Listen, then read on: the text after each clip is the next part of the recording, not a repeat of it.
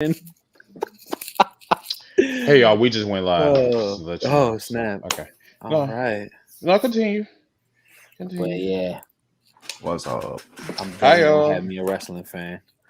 Was goody. God, I feel like I haven't done this in forever. So you're riding a bike. You'd be all right. Yeah, Unless you don't know how to ride a bike. I don't. Training wheels. I'm scared of training wheels.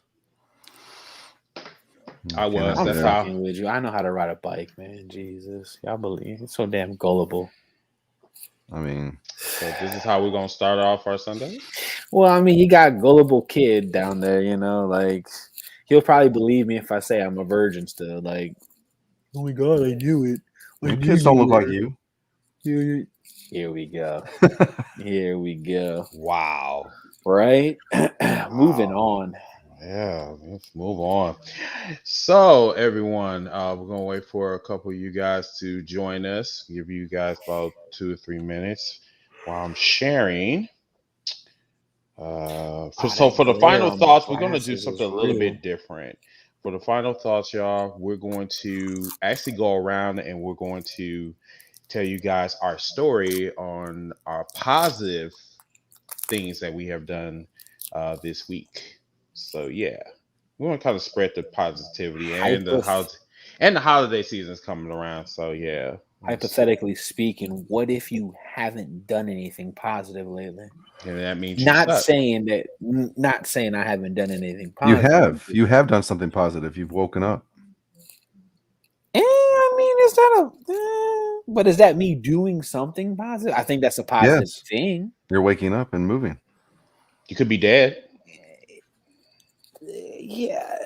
So I mean, I don't know why it's so hard to process. I mean, well, it's hard to process. Really not. No. Because when I think of doing something positive, I think of like being in a drive-through and say, "Hey, I want to pay for the guy behind me." No, that's just because you're fat and you just want that's something just paying to it. eat. That's just paying it forward. That's because I'm fat. Why? But that's a positive thing. Waking up, you're not being fat is positive. I mean, if you're fat, I am fat. I got big nipples, so I mean, it's cool. I don't. How the hell did we get? Oh yeah. I'm sorry, Nappy. I'm sorry. I'm sorry that I killed your new day positivity. I'm sorry. You didn't kill anything. Let's get him some pancakes. You didn't kill anything. I didn't like it. It was too dry. What was too dry? Your pancakes. Pancakes. I don't have pancakes, Chris. You say you made some pancakes though. You got it from a drive-through. You said you got it from a drive-through, right? No. Wow. What in the fuck is going on? I'm so lost. Yeah, somebody got a transcript because I am lost. In the sauce. We know. All up in the South. You from New Orleans. All of them are always lost. What the fuck does that mean? I'm sorry, Ziggy, you are from New... Oh, I'm sorry. Zig, what is going on here, brother? Ziggy's going to probably whoop my ass. I'm sorry. Hey, you got some food left in your beard there. Oh, it's a little... See, I told you he that's something else. What is that? That was my dessert. That was my dessert. Hey, look, he wants to laugh. Look at him. He wants to laugh so bad. He's not trying to break kayfabe. Look. He ain't breaking kayfabe. Look at him. Look. He ain't breaking Ziggy, don't do that no more. Don't do that no more. Don't. Ziggy the Savage. Wow. We got Ziggy the Savage tonight, y'all. Hey, man. Demon. Wow. I did not expect that. Demon Finn Balor. We got Demon Zig. I can't believe you. Did you really just say that right now? Sure did. He said that was something else. Yeah, heard, man. Nappy know what I'm talking about. Yeah. Good soup. I had that dessert on the go. I'm not going to elaborate. I'm just going to leave it alone. I got him. You got him. You got him. Yes, I got him. Hey, look, we got him. Look at that. Look at that smile. Got him, coach. Got Jesus Christ. fellas are stupid. Fellas are stupid. Oh shit. Oh god. He got me yawning. All right, y'all. Go ahead. It's fucking Go contagious. ahead and share the podcast around. What's good, man? Please What's share good, the Derek? podcast around. Please share. Yeah. We got a nice little lineup tonight, everybody. So what I did this time, so we can be a little bit more organized, I actually took Mr. Producer's his method. So we're gonna break them down in segments, which we should have been doing from jump. But I was just like, I did it last night, and I think this one is it. I think this will be a little bit more better for our flow. So the third segment will be about Jay Lethal. That will be our last segment of the evening. Okay. Since that's going to be our send off segment. All right, y'all. We're gonna go ahead and get started. Remember to share the podcast, like this video, and all that good shit, and we'll be right back.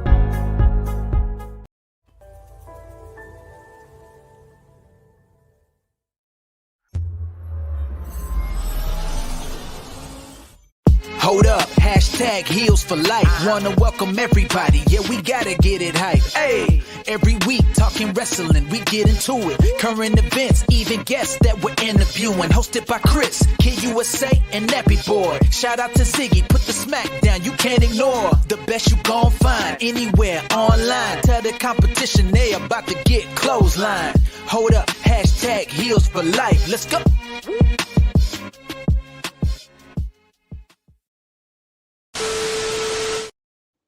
Welcome to another edition of Hashtag Heels for Life, episode 165. Let's go.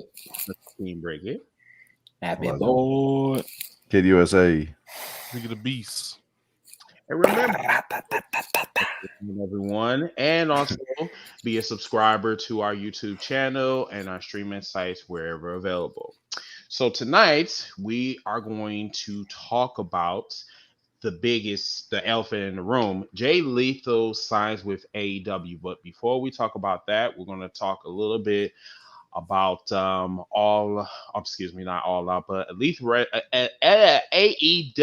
Full Gear last night in Minnesota at the Target Center. Now, me and Jeremy last night, we did a review, but we're going to do a review with the fellas, see what the fellas think. I'm going to shut the fuck up because you guys already know what I said last night. I'll probably just come in and put my little, 2 cents in. But first, what we're going to do is we're going to go around the room.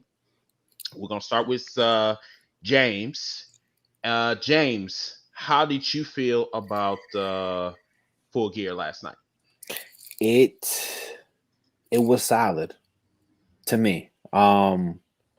Had a lot of matches, for weeks. Me personally, I've been kind of bashing Tony Khan and AEW for not storytelling, just throwing matches together just because, oh, hey, got CM Punk, let's see him face so-and-so. And it's like, all that shit is cool, but as a fan of the business for as long as I have been, I'm prone to, wow, this glare is killing me.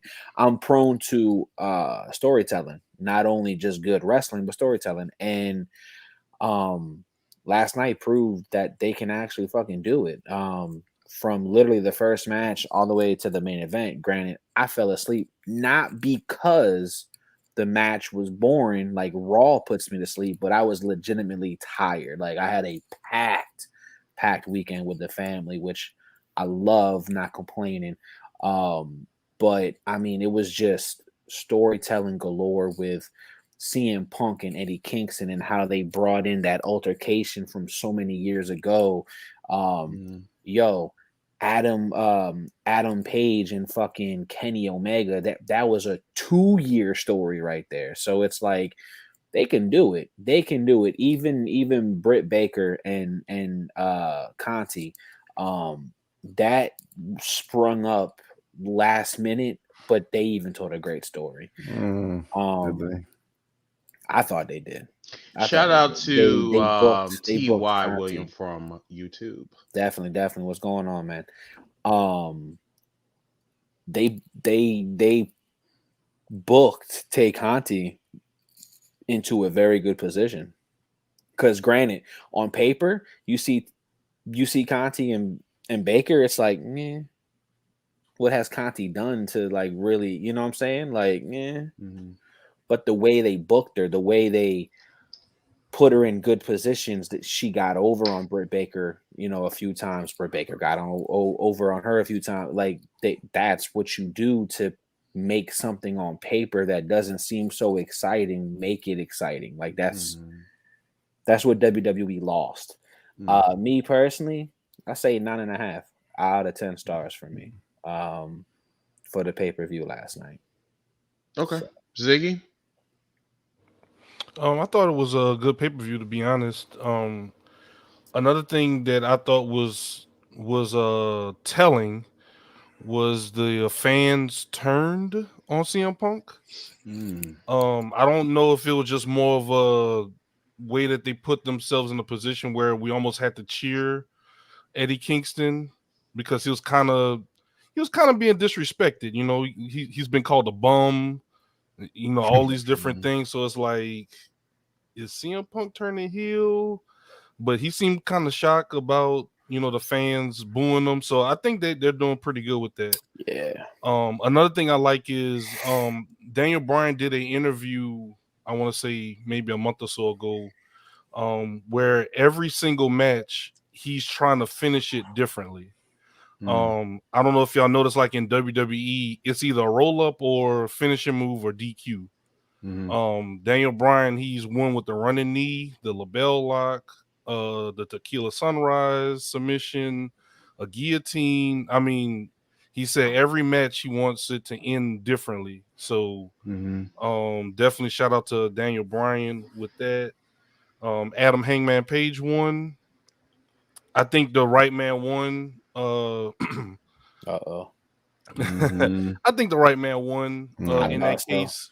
The story is going to be the Young Bucks didn't interfere. Or the kind of kids see what I'm talking about. Yeah, the Young Bucks didn't interfere. The nod. What you say? The nod.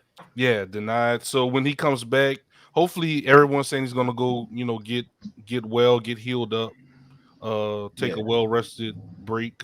Because I think he was banged up, if I'm not mistaken. Yeah, he's been wrestling banged up, definitely. Yeah, they said that his shoulder was so bad. Yeah, they said that his shoulder was so bad that he couldn't even lift anything. So that's what made the match even more special than it already was. The buildup was phenomenal. I mean, we're talking about 3 years in the making for Hangman Page to be built up in the background. Only to have the final boss in this story or whatever, and it was just phenomenal, dude. But now Kenny Omega really just needs to just rest up, take 6 months off, do what you got to do to get yourself better. Right. I like how they tied everything in with the Dark Order. Everything that Adam Hangman Page has been doing since day one is all been tied together, so everything has a meaning, even though we might not as fans saw it right then and there. Like, what is Hangman doing? What's going on? Everything had a purpose in the long run. So I think really, if anything, before I turn to Kid, I think the main thing that I took from it is fans. I'm not just pointing out fans on here or there, just fans in general. Sometimes we might just have to let these guys let things play out. Sometimes we want that instant gratification. We want to know what's going on next, which is typically what we do as fans. We speculate. We like to fantasy book, but sometimes a little bit too much of fantasy booking, a little bit too much of speculation could mess up the product or mess up our enjoyment of the product. And this showed yesterday, when you let things play out, sometimes take a seat back, good things happen. A lot of what you just said, Ziggy, a lot of great points. I honestly will have to like kind of I'm with James on this one. Like I have criticized AEW for the past like month or so about what I'm saying, like they're doing what what the WWE is doing. It's like it's like they're all over the place, and we're trying to figure out like what the fuck they're doing. And now leading when we got closer to Full Gear, it got better and better and better to the point I'm like, okay, now I'm invested. And sometimes it's like you have to take your own advice, because you know what I'm saying, like sometimes I get impatient like a motherfucker and shit. You know what I'm saying? Like all of us do, you know what I'm saying? Because we're so excited when we're invested, we get agitated, and you know what I'm saying, we start to get frustrated and shit. So I totally understand where everybody's coming from when it comes to, you know what I'm saying, we want to know what's going on or whatever. But sometimes it's like you have to stay in your lane, because at the end of the day, you are still a wrestling fan. You are not a promoter, you are not a writer, so you can't like do fantasy booking and thinking that you are a actual pro in this performer. sport. Performer, you know what I'm saying? Like we have a right to voice our opinion, but sometimes there is a boundary, that should be honored with giving feedback. Kid? Yeah. Uh-oh. I know, right? I'm not gonna go as far as 9 out of 10 stars. I'll go at least 7.5. Okay. I'm gonna be that person. We already know it's gonna be we already know it's gonna be a lot better than Survivor Series. Are we still gonna watch Survivor Series? I know I am, just to see what kind of pay-per-view that they're gonna put on with no titles changing and only elimination match that they've got. Not only that, can I just say, like, this is how far gone WWE has gone. There's a week to Survivor Series, and we don't even have teams yet. But Kid, I do apologize for butting in. I just had to say that. Real quick, it's okay. I mean, what the fuck? A week. The thing is, it's kind of like, okay, so now AEW is saying, okay, well, we put on a show, now it's your turn, and we're gonna be like, okay, so the biggest thing that you've got going on right now is Big E and Roman Reigns. It's not even for a title; it's just going against each other. And then the traditional Survivor Series match, but that'll be next weekend. What I thought about this pay-per-view, was it good? Of course, it was. I thought it was a good pay-per-view. I wouldn't go as high as 9. I give it about 7. The 7.5. The women's match was actually a disappointment. I'm glad that they didn't go with Connie with the title, because I don't even think that was even going to happen anyway. But Britt Baker continuing her title reign, which is good. What else we got? We had the street fight. If you're going to be in a street fight, wear regular street fight clothes. Don't come out wearing your wrestling gear. Yeah, I agree. Shout out to Jungle Boy for doing that. That's what I'm saying. They were doing all of them had jeans. Even what's his name? Luchasaurus. Thank you, Luchasaurus. Thank you. Mm-hmm. That's what you do for a street fight. You tape up your fists and you put your pads on over jeans, and you wear combat boots and shit. Yeah. Mm-hmm. You're not going to go out there with your kick pads and your colorful wrestling gear and shit, and your Air Force Ones and shit, right? The CM Punk Eddie Kingston match actually kind of lived up to what I thought it was going to be.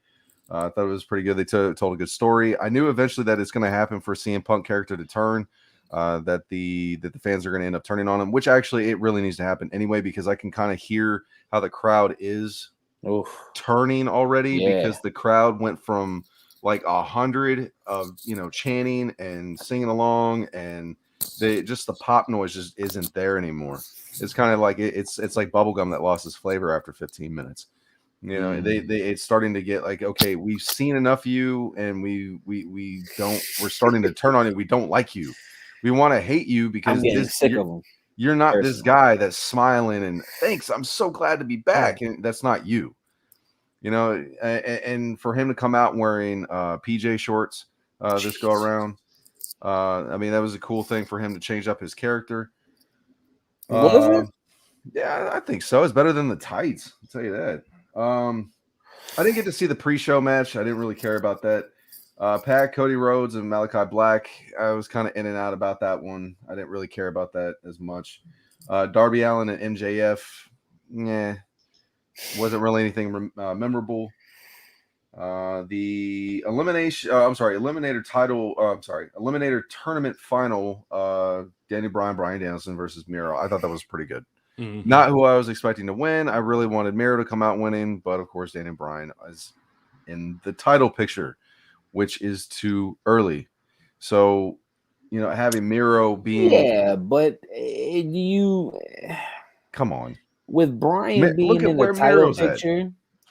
With Bryan being in the title picture, I see him putting Paige over, and Paige being the new champion needs a rub like that because look, we're all like that push. Fuck yeah. Me, I'm like, all right, where does he go from here now? Him and DB would be a hell of a fucking start. Let's face it, dude. There's two people for sure that Khan signed that really doesn't need to be nowhere near the belt unless they're giving him a rub. And that's Punk and DB. And I see, again, DB putting Paige over, giving Paige that rub, giving Paige that recognition like this right here is the fucking man. That's my opinion. So I'm just going to just tell my, and then give it back to Kid. I think what you guys are failing to understand is this is opportunity and it's wide open, just like the NFL season right now. Anyone can be a champion this season, and anybody can be a champion in AEW. Now that Kenny Omega is on the shelf, anyone can be champion. Anyone can go after Hangman Page. Anyone. Everyone keeps saying that AEW got too much talent. There's no such thing as too much talent because guess what? 3 years ago, everybody was bitching about them not having enough talent. Now that they got all the talent in the world, now it's too much talent. Motherfuckers don't know how to make up their fucking mind, and it's really pissing me off. It's just the thing is that we got multiple like fantasy matchups. And it's just like sometimes we just need to just sit back and wait and just see what unfolds. Yeah. And then that's another thing too. William just said this. Daniel Bryan possible heel turn. I think CM Punk will turn heel before Daniel Bryan, to be really honest. We've already seen it. We've already seen a heel Daniel Bryan. We don't need to see it right now. Well, not right now, but we do need to see a heel CM Punk. Yeah. We already been seeing flashes of that. But when Daniel Bryan, he made his mission clear. I want to wrestle the best talent on AEW with CM Punk. We didn't ask for him, even when he did come, we didn't ask for him to say how much he loves being back in this kiss-ass bullshit, that he's doing week in and week out. We like CM Punk. We just need him in the story. So that's why I don't think people are souring on Bryan Danielson, is because this is what we expected of him. Put on wrestling clinics with everyone he gets in the ring with. Yeah, because that whole thing with CM Punk and all of these story times and shit, you know what I'm saying? Like, if you're gonna tell me a story time, give me something that I can like sink my teeth into instead of me going to the bathroom and shit and taking the shit. You know what I'm saying? I mean, because like that's just really how I feel about CM Punk. I mean, for real. I'm not gonna lie. Like the momentum was to just, and I knew this was gonna happen. And it dropped really fast. That's what I was surprised about. If you know that you're never gonna return to the other company at any point in time in, I don't know, ever. If you're going to do story time, go ahead and say what you got to say about your time in that company. Yeah. That's what we've been waiting for. I'm still waiting on the whole bully campaign speech that he was given that he got cut off several years ago. Yeah, that type of shit. Now's the opportunity to do stuff like that. Yeah, because right now it's like he just talking just to be talking. And I didn't wait 7 years for you to come on the mic and talk about how much you love kids and how you love babies and how you want to hug them and do all this shit. commentary and shit. I didn't wait to see you do commentary. I'm not here for this. I'm not here for this energy or whatever. Now, people might say that I'm being a dick for saying that shit. No. Might even say that I'm being a mark. But the thing about it is that I want to hear CM Punk's story. I don't want to hear about the CM Punk being humble, because guess what? CM Punk is not humble. CM Punk is a fucking asshole, and everyone knows it. Because what happened when I'm gonna say something? Because what happened whenever him and Eddie Kingston got in the ring, everybody ears perked up like, oh. That's all that he needs to do. That. And time out real quick. Can we all agree that there was no blading at all at Full Gear? Yeah, that blood looked really fake. It was like somebody got hit with a juicy paintball. It really, I you know what? I wanted to bring that up and I forgot, but kid, because we were talking about really, CM Punk and Eddie Kingston match, and CM Punk had it, and they were like, "Oh, he's bleeding." And I was like, "No, that's not blood. That's ketchup. That's ketchup." Punk, come here. I ran out of ketchup. Let me get this last fry. Thank you, bro. It was something about Punk real quick. Yeah, it was looking a little bit too light red. Yeah, that shit was that shit was like some Party City, like fucking too fruity for me. Too blood. But the fact, okay, and I know this is a couple weeks back, and I'm touching on something old, but I hadn't had any catch up with hot sauce. Like I hadn't voiced my opinion on this. Punk really pissed me off, along with Tony Khan, because for the past few weeks they've been literally yapping and running their fucking mouth on a lot of nonsense. For one, Tony Khan saying that if Ted Turner had 1% of wrestling knowledge, WCW would have had never went out of business. That was fucking ignorant as fuck. Could be some truth behind that though? No, not at all. Not at all. Why not? There's no truth at all. No truth at all. So you're telling me if Ted Turner had a little bit of fucking wrestling knowledge, WCW would still be around? I mean, look at Vince McMahon. I mean, Vince McMahon and Ted Turner, they're in the same position. No, who is still in the no? Who is still in the company, or who is in the wrestling business, and who is not? There you go.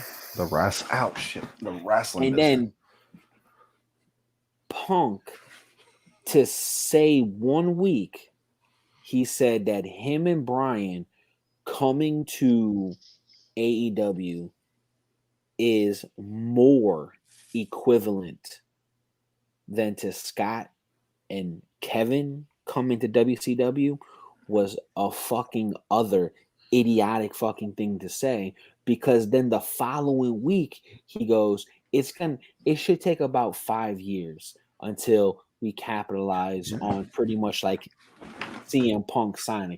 That's stupid, because Nash and Hall, they capitalized on their going to WCW immediately. So the fact that they went head to head for 30 minutes and Tony Khan grabbed CM Punk to go on with, I forgot who he fought, but put them up against the last 30 minutes of SmackDown and they barely drew anything, that's fucking sad. Because you have the hottest commodity who hasn't wrestled in over 7 fucking years, and you can't get a decent draw rating off of him. I mean, that's where inexperience come into play. See, the thing is that you can be passionate as a wrestling fan, but then when it comes to strategic things to do against your competition, Tony Khan does not have that. And it shows. Exactly. Because you got that, like you said, not to cut you off. No, go ahead. Like you said, you have the hottest commodity in the fucking world right now. Barely drawing ratings. You telling me during that 30 minutes of competing with SmackDown, you still have the hottest commodity going against Roman Reigns for 30 minutes, and you telling me that you couldn't draw at least 1 million. Everybody and their grandma should have been glued to fucking Rampage that night on TNT that night to watch CM Punk. Everybody. There's no excuse. Just like there's no fucking excuse that his debut you did close to $1 million and now you're going back down to what you were doing without CM Punk. That I'm really about to hurt a lot of people's feelings. What's really wrong? Is it Tony? Or is it finally people saying CM Punk ain't really all jacked up to be like we thought he was going to be? No, I think you know he what? is. He just not didn't being used right. I was just getting ready to say that. Yeah. If they're to capitalize on people, this is 2021. This isn't like when we were watching wrestling or just content in general when we were growing up. If you don't catch people's attention within this small window, that like Chris said, and within seconds, they're on to something else. Yeah. Imagine whenever you on Twitter or Facebook or anything, how quick do you scroll? And if something doesn't catch your attention, you're like, you scrolling. It's kind of like it's kind of think about this for a second. A little comparison here is that CM Punk is I'm going to compare him to Super Nintendo. We all know how cool that was, right? But oh man, and then you got your hands on it and you got the game and you have it on your TV and you're like, man, this is not what I remember what it looked like. I remember being a lot cooler back then. Same comparison right there because we were all like, oh, CM Punk back in 2011. It's a good comparison, actually. He's gone. That really is a good comparison. And then because back in the day, you finally got your hands back on it, and you got to enjoy it, and then it just like fizzled out after nostalgia. That nostalgia feel.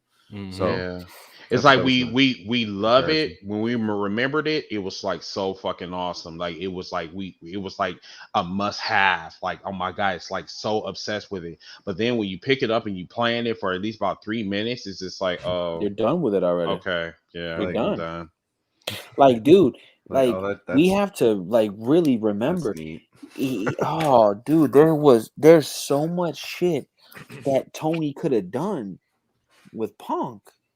Like, but yeah, he still can though. He still can. Yeah, it's not like it's over. No, he's still got plenty of good matches that they can have. Of course, but he's got to have that heel turn though. But what I'm saying is, Tony still got time. He can still do this shit. But he's so far up Vince's ass in WWE in every single interview.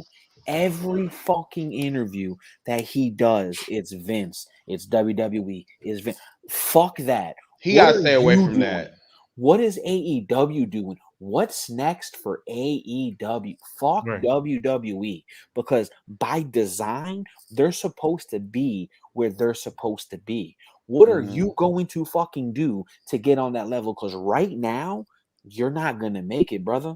By 2023, when that contract is up, I hate to be the person to say I told you so, but if you don't change your shit and if you don't stop speaking on them, I told you so.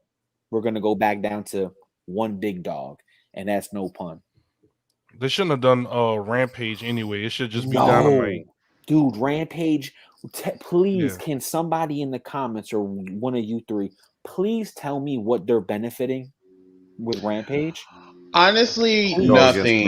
Yeah, they're really. It's just basically they're just taking up airtime going against because there's really there's no type of substance when we are looking at Rampage. Rampage is just basically a DLC to Dynamite. Look at the I mean, it is. I mean, it's the creator arena on right. You know what I'm saying? Like, yes, it's basically an add-on. That's it. Like just on a different day. Hour to fucking Dynamite. That's what I really feel like it is. We don't need 3 hours of Dynamite. No. I'm just saying it. Like we don't. But the shit that we've been getting from Rampage would be what we would get in the 3rd hour of fucking Dynamite. And that's what I'm looking at it as. Like, I'm looking at it, okay. This is our 3rd hour of Dynamite that we were going to get Wednesday, but, they ain't got the time slot. Unless they feature more talent on it. Because there's still a lot of people that's on Dark that don't even touch Dynamite or Rampage. Yeah, remind you, there is a lot of talent that A has not been lot, featured and has a So not been lot. on Dynamite, and they've been on Dark because I for watched a Dark on long YouTube. time. Mm-hmm. See that, and that's the over bloated talent that could present a problem. Mm-hmm. You know what I'm saying? Because like you got to figure out like if I mean, are you going to use this talent? Are you building this talent? I mean, you got to actually have a concrete plan of what you're going to be doing. If you're going to be building these stars, then you need to like build them stars, give them a timeline, and then shoot them to the main roster. That's what Right. they need to do. It's just right now, it's just I don't think Tony Khan has a concrete plan on what's going on. And No. William just said this. He just said this. He said Mm-hmm. Rampage is nothing and just the same as AEW Dark. That's basically what it is. Yeah. I mean, that's basically what he is. I mean, he's really not lying about that because I mean, the same thing that we see on Dark, we see on Rampage. The only difference is that instead of seeing the undercards, we're seeing the main eventers. And once again, that is a problem. Yes. And Oh, it's a problem yeah. that is fixable. But if you It don't is. fix it right now, people are going to drift away But check this quickly. too, Chris. CM Punk didn't do them any favors either when he told Eddie Kingston that he should be on Go to. I know that they That don't have point. scripts and everything like that, but That point. you know, people that are more That's a good casual point, bro. fans, they hear that and like, oh, okay, so Rampage is the shitty show. Gotcha. yeah, Yeah, right. I You gotta shouldn't be even very watch this. careful. You gotta be careful with your wording, especially if when you're working in the same company with the people that is scratching and clawing to get to the main roster, and yet you're Yep. shitting on them because that means that you are no better than the WWE. Chris, We Kid, can't be talking about Nappy, the I know WWE, all and y'all yet know. you're doing their shit. I know all y'all know independent wrestlers that bust their ass to even audition to get on Dark and probably are on Dark right now, Mm-hmm. Yep. and they hear some shit like that. Well, how you think they'll They feel? pissed. They fucking pissed. I'll Even if be it's pissed too. a work, it's like Yeah. They pissed. And I don't even think it's a work because CM Punk has never been on Dark or Elevation. right. Mm. And Oh, even but- if it is scripted, who wrote that? That wasn't wrote. I can tell you that he literally shitted on on Dark and Elevation. Like, he really feels that really shit on bums. I'm dead ass. Like he feels that bums are on Elevation and on Dark. Well, Yeah. He said that, I was really like, end up feels. being on there. I was like, That's ooh. how he really And that's- feels. And that's I was the like, problem ugh. that I have because CM Punk is literally, minus the title, is literally doing what he had a problem with when he was in WWE.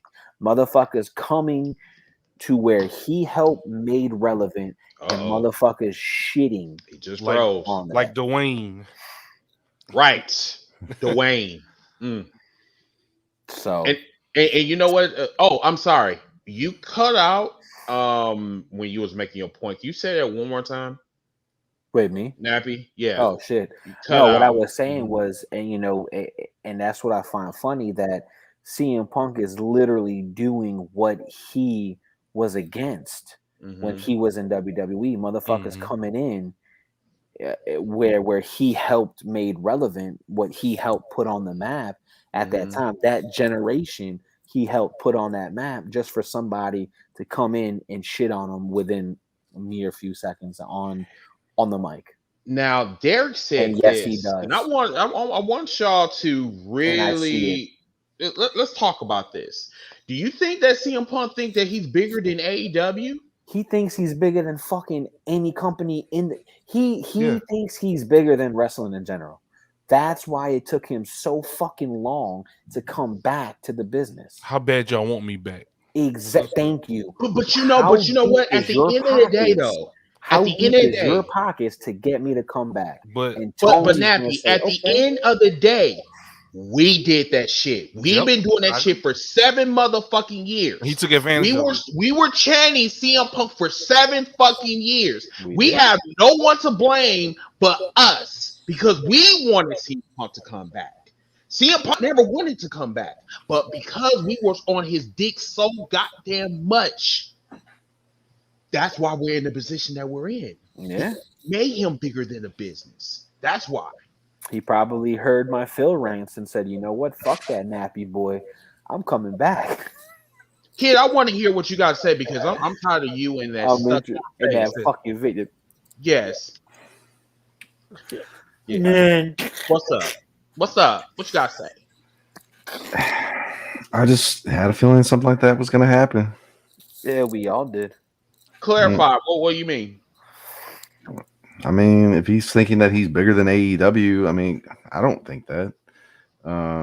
You don't think he's bigger? You don't think he's bigger than AEW after making that comment about him being better than Dark and Elevation? I mean, he probably did that for cheap heat. That's not cheap heat. That's not something I would really say. It is saying y'all working yourselves up into a shoot. Yeah, that's not something you really want to do because guess what? Your worst can come back and bite you. You're gonna have a lot of people. I know. That's why a lot of people usually go back to Twitter and screenshot and send out whatever. Indeed. Yeah. Caught you in 4K. Because some of us forgot that you know fans love to be the April O'Neils and they like to be the Star Jones and shit and click, you know, and yeah. And then calling Eddie Kingston a bum, saying that you belong on Dark and Elevation.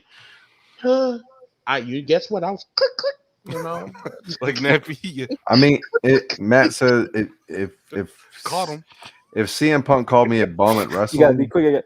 I'll take that as he's actually talking to me. I don't care. Would you just leave that in a promo, or would you get offended by that if you were in the ring with CM Punk and he told you that? I probably would have laughed in his face, which is what Eddie did. Yeah, I mean he did, but that's okay. You can tell that the thing is it's just words. I mean that might be about words. The but biggest thing is let's compare paychecks. That's CM Punk's like the Brock fucking Lesnar right now. You know, I mean, AEW.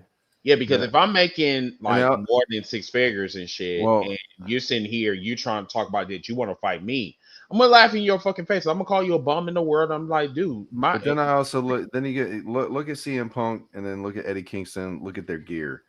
I mean, it's like he just rolled out of bed and threw something on and wanted to beat up CM Punk. CM Punk, he had his little Victoria's Secret Chicago Punk shorts that he had on. Wow, not Victoria's Secret. I could go ahead and say that in a promo and see if he get in his feelings, and he'd end up saying something back to me, probably 10 times worse, 10 times better. That's why you got a dirty Sanchez on your lip, boy. Don't talk to me in my pajama shorts.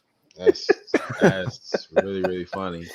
And Lorenzo, so y'all, we are going to speak on real quick. Let me speak on segment 2. Let me answer Lorenzo because Lorenzo said that he hasn't won a match in MMA. Technically, he won his last one because his opponent was taking steroids. So that's technically he won. He got his ass whooped, dude. But he still got a dub. He got his ass. He got his ass. He won on the technicality, dude. But he wasn't on steroids. That's why he got his ass whooped. He got put through the blender. He won, bro. He won. I mean, I would say that he lasted more than 2 minutes. He got a dub, bro. He got a dub.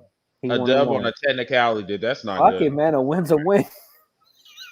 I mean, all right, y'all. So we're in segment 2. We're Phil said I'm gonna take my wins however I can. We're gonna just talk about nothing but wrestling, wrestling stories. So let's go around the room and people that's out there in Heel Nation. If you have any wrestling stories that we have not brought up, please put it in the comments so we can talk about it. Yeah, so man. Survivor Series is coming up. Survivor Series is next Sunday. Is there any like invasions of Raw going on SmackDown or SmackDown going on Raw? They should have been doing that. We haven't seen it since Triple H did it with NXT. That's what I'm saying. They should have been doing that already. I mean, you can't do it now with a week away. But like, look, here they go. No, we can't be doing that. Oh my god! Oh my god. What's he doing? He's a Raw wrestler. He's a Raw wrestler. You gotta be kidding me! Get out the Raw. You gotta be. Well, I do have some news, Chris. You mind if I put it on the screen? Sure, go ahead. Let's see, share screen. I got some huge news if nobody says anything about it. Oh yes, we will talk about Dark Side of the Ring. Thank you so much, Derek, for bringing that up. There you go. We really need to talk about that steroid case. I do. Into stream. So it said Eddie Kingston and Malachi Black. Great minds think alike. Yeah. Wow. That was injured during the Full Gear last night. New king of WWE. Oh God. Damn. That's Oh, breaking news. Ricochet reveals that he's dating an NXT star. You heard me? Another one. All this clickbait. So what he gonna do? That's probably the one with the really big butt. She kind of hot too. She going to like what? Picture him playing with his asshole again? They already did that. Never mind. Wait, what? I'm joking. That's who she is. I thought she was already dating a Katie Catanzaro, huh? Nah, they broke up, but now he moved on to this chick is what's her name? New Fish. New Fish, you remember? That's Kayla Braxton? No. Samantha Irving. She's an NXT ring announcer. Oh. You heard me. How That's did what she you look like. Little light skin, little light skin, red bone, you hear me? Little nice little booty right there, you know. Zoom in on the booty. Okay. So like what Derek was saying, so we're gonna talk a little bit about Dark Side of the Ring. The last episode was the steroid case. Not going to even lie, this is an equivalent to the OJ Simpson trial. It was a complete fucking joke. Vince McMahon said that he had some. I'm trying to figure out why he had a neck brace on or whatever. So they said that was all a ploy, so he could get some sympathy. He had neck surgery. But then yet when he won a case, he took the neck brace and he was throwing it around like he was a fucking stripper. Bro, I'm sitting up here like, dude, like you could have went to jail for years, and yet it's like you didn't. Wow. I watched that episode and I just said to myself, I'm not surprised, dude. I mean, that's why Vince McMahon has stayed in power, like because he knows about the business and he knows how to manipulate the system. You know what I'm saying? I mean, going back to the Ted Turner versus Vince McMahon. Vince McMahon is still in the business because he knows the ins and outs or whatever. Ted Turner, which is basically talk about what can we do to compete with WWE, and that's the only like strategy he had, and it really didn't work out in his favor, unfortunately. No. So yeah. But the steroid case, I want to hear what you guys got to say about this. What was your thoughts about that? I think I didn't get a chance to check out that Dark Side of the Ring episode. It was okay. Yeah, what did you think, kid? I mean, they saved it for last, so it is what it is. It made me understand a little bit more of what was going on, and you start seeing a different side of Hulk Hogan. Especially from when you were a kid compared to what you see, I mean, he's pretty much just trash. Yeah. And that's just like a nice way of saying it. But yeah, pretty much. Yeah. Like trash. I watched it when it aired, so it's been a few weeks. So like me, normally I'd have to like what I'll do is I'll definitely I'll watch it again tonight or maybe tomorrow. And then I might even like go live myself and do a review, or the next time we go live, I'll give like a full depth review. But from what I can remember, you said it best. It was OJ Simpson 2.0. You can tell Vince got a win when he really should have got an L. Like there was so much evidence. There was so much shit. Like let's just say Vince fucking had the best lawyer at that time, and he had deep pockets to pay that man. Because if not, he would have got burned. because there was no way in hell that he should have got off on that. Not, and again, I'm not wishing it bad or ill will on anybody, but I mean, bruh, like when all the evidence is pointing at what it is and you persuade them to go elsewhere, yeah. Kid said it best too. I mean, I didn't grow up idolizing Hulk Hogan the way that I did Shawn or Eddie Guerrero, but I can see the people that grew up in that era could grow up, idolizing Hulk. He probably fucked up a lot of fans. Like with the shit that that interview he did with Arsenio Hall, that one I remember on Dark Side of the Ring, and I went back again. This is something that I do watching Dark Side of the Ring. When they bring up an interview and show a clip, or they bring up something, like I like to go back and watch it myself. Dude, that was the shady, like that, like you can tell he was hiding. So, yes, and it was the little Hulkamaniacs just got to keep praying and saying that, man, shut the fuck up. Dude. I mean, you can't sit here and talking about that you want me to eat my vitamins and say my prayers, and yet when you're you eating steroids, my nigga. Like what? The fuck? Are those vitamin steroids? Hulk? And then you know what the crazy thing is, James? I think when he kept, because him and Donald Trump, like they do the same thing. If you really, really pay attention to it, it's like when they're lying, they always look in the fucking camera. Yes, dude. And they want you to believe that I am. Yes, little Hulkamaniacs. I would never put that. I will never. I will never. Do you think this is steroids? Do you think this is steroids? Well, since he's making eye contact, he can't be lying to me. Yeah.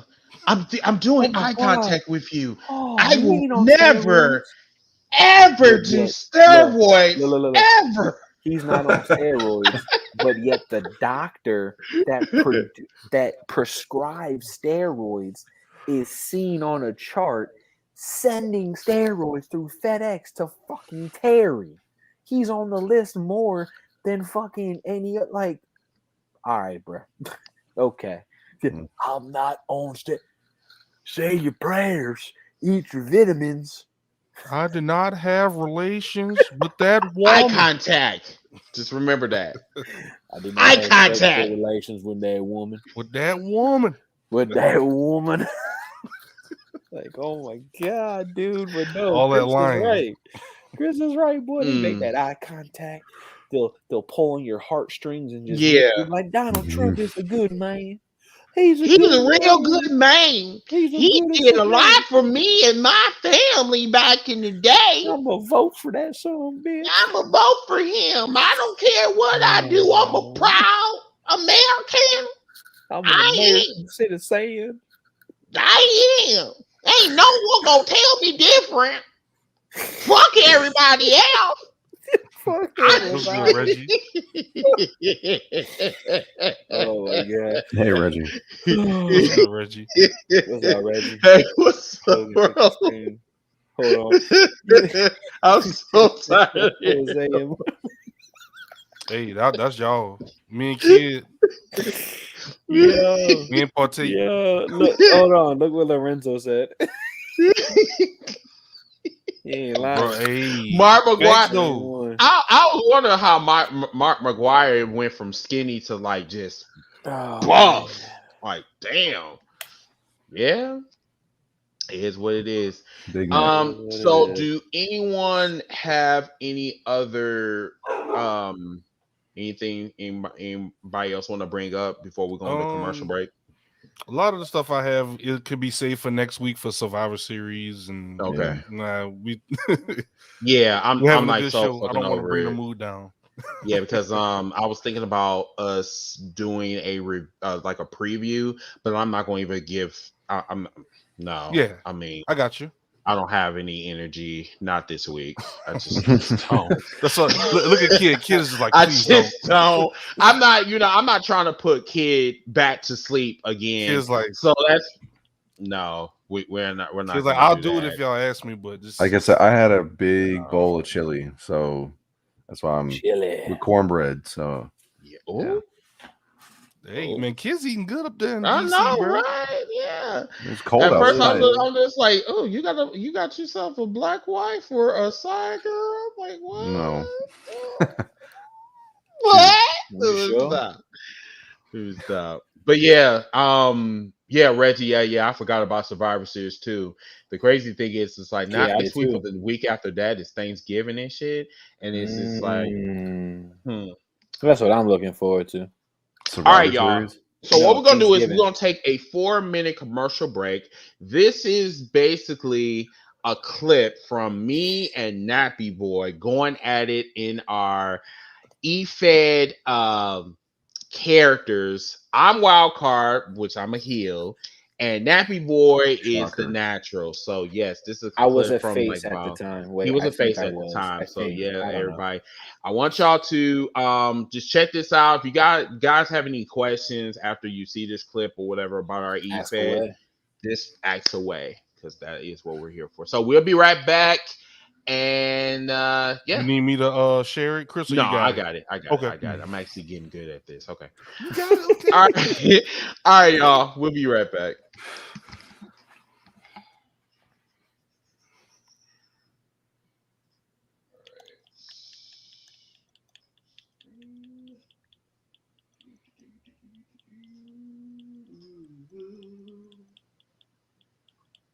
Yeah. Oh, well, that's what he's watching. Oh. Well, make sure you open up the right tabs over there now. I don't want to see no porn. Want to reveal any internet history. Oh, there it is. All right, here you go, guys.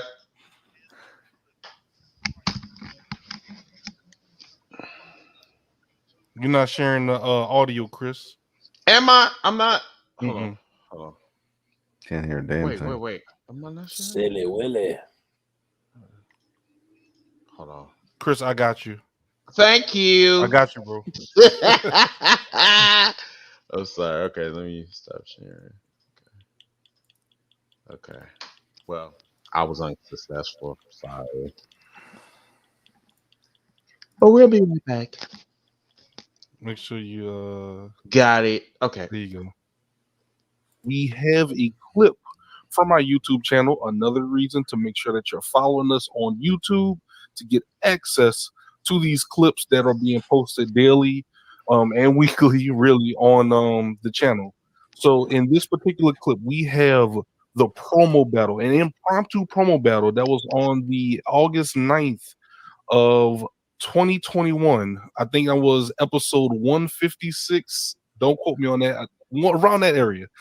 We had a wild card versus the natural Nappy Boy. Let's roll the footage.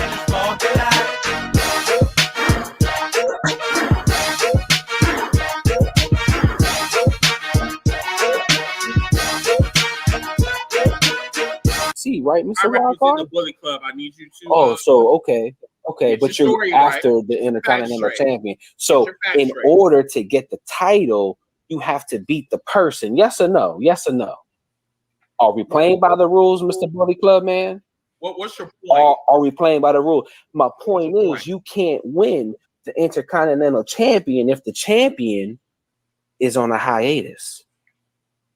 That looks bad for business. That looks bad for this company that we're in. This is where your stupid ass gets me confused. See, the thing is, I don't wait. You like to wait. I go where Sigma is at, and I fuck up his life, and then I bring him back up. Shut up. No, where's Sigma at? The problem is with you. I don't wait in the back of the line. I'm not waiting. Of the line. You say you can. I took what I wanted. You can say in the back. I don't give a fuck what you do. But the fact is that Wildcard and Sigma is going to have that one thing that you just do not know what that is, which is destiny. And the destiny is going to be simply this. I'm going to be the new IC champion at Gold Rush. Really? And you are going to wait in the back of the line like you always been, and you're going to wait your turn. Nah, see, because looks like, again, to me, you're not understanding what I'm saying. You're not understanding what I'm saying. In order to become an intercontinental champion, you have to beat the intercontinental champion. You're talking about a match that's never going to happen because, brother, he's nowhere to be found. God, I don't know. He's nowhere to be found. Now, you're claiming you know where he's at. So, hey, if you know where he's at, bring him back. I don't know if you have a third-grade education or if you're not comprehending what I'm saying to you. Oh, I'm comprehending what you're saying, but you're not making any sense because, again, you want something that you can't get because that person, he ain't here. When you cannot find them, you flush them out, Nappy. Now, I know that you study their promos, right? But yet you just don't get the planning process. The fact is that Sigma is not going to come out and play. I have been dealing with him for over a year. But guess who's coming out and playing? How to get him out. Guess who's coming out and playing? But you like to sit back and you like to actually get the 1, 2, 3 instead of getting some belt from Walmart and then saying that I am the champion. You seem mad. You seem mad, wild card. You seem mad. But again, you and me can't get what we want because there's a pussy for intercontinental champion. You can't even be the face of the fucking company. You are pathetic and get the fuck off my screen. We gotta get it right. Hey, every week talking wrestling, we get into it. Current events, even guests that we're interviewing. Hosted by Chris, USA and Nappy Boy. Shout out to Ziggy, put the smack down, you can't ignore. Can I come in and say something real quick?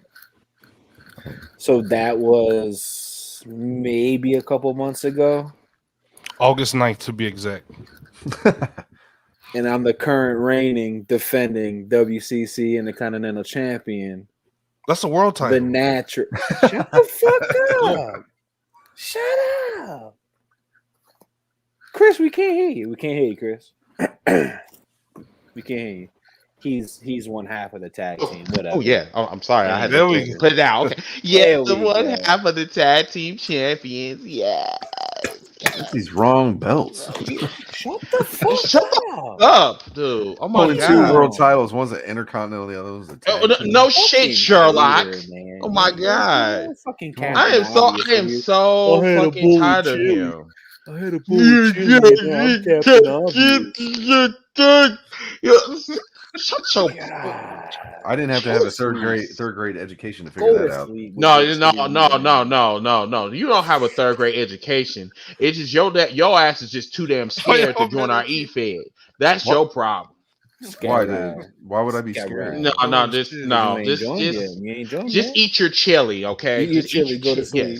Yes. Be bloated, go to sleep, and just He said be bloated. Hey, I mean, just from you doing that promo eating ice cream, maybe you want to go to Cold Stone. Hey, this don't got nothing to do with me, okay? This has everything to do with you and your damn chili, okay? Look, I was hungry that night, okay? You started eating at the beginning and the end. I sure did, because I was not interested in hearing anything that Nappy was saying because nothing he was saying was relevant at that time. But it was. So, but you know what? He got his championship, and so do I. You know what I'm saying? It might not be the right belt, but you know, it's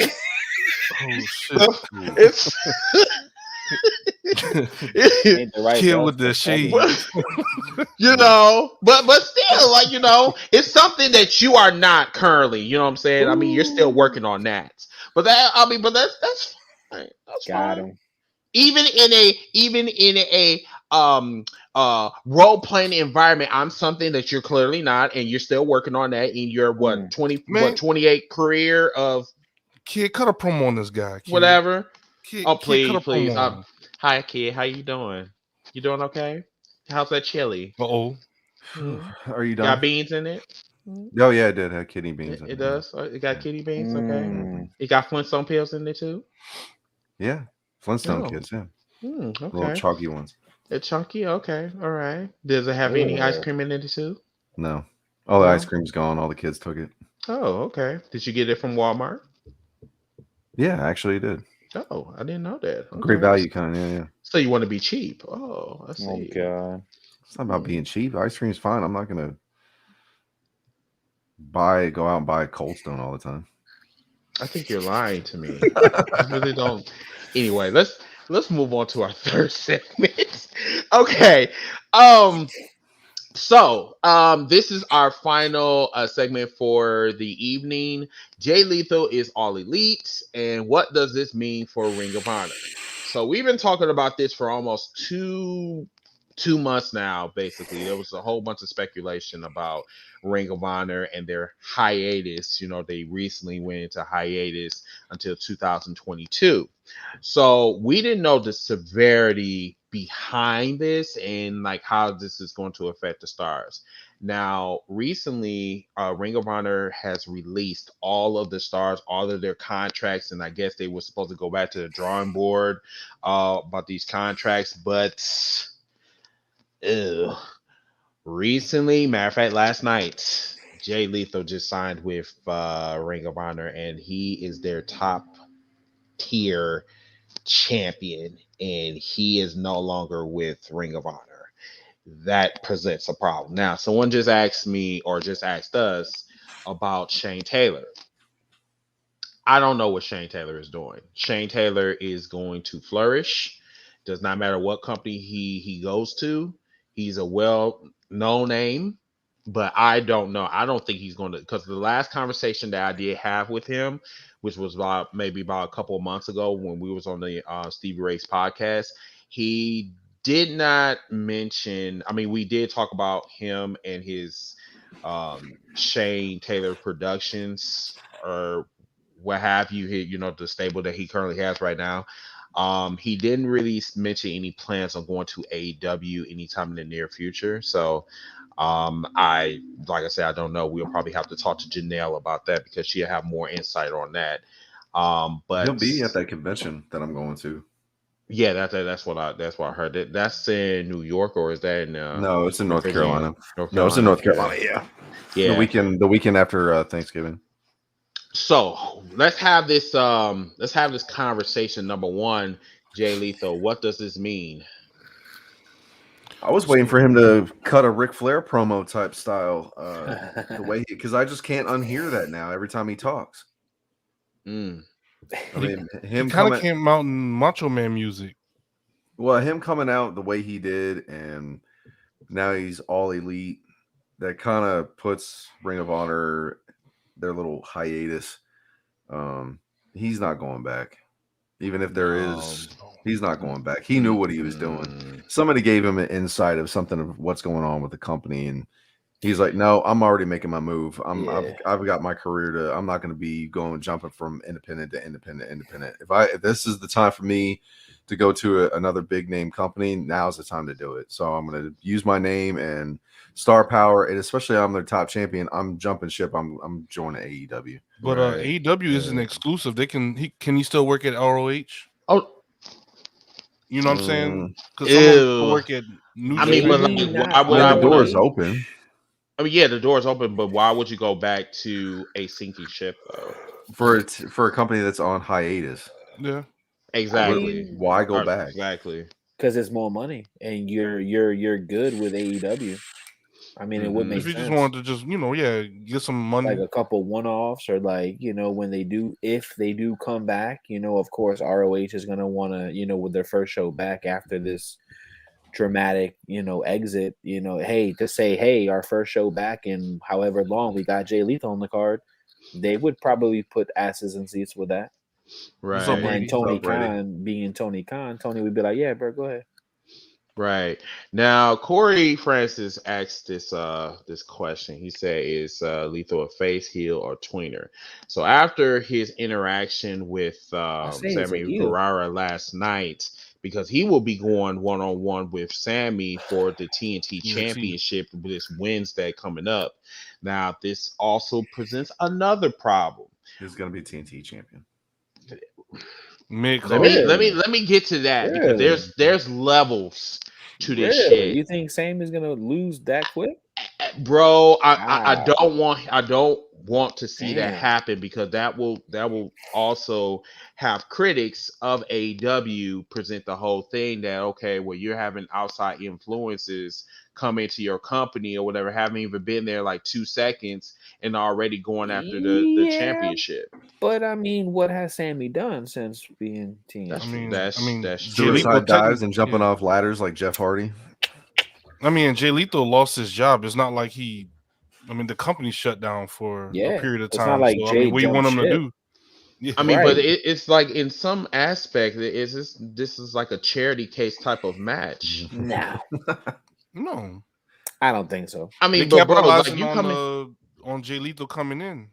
But okay, Nappy, I want you to tell us what you told us before we came on, because I'm believing more and more in this theory that they decided to bring Jay Lethal in because he's an African American and they want to pander to the African American community. So let's face it, right?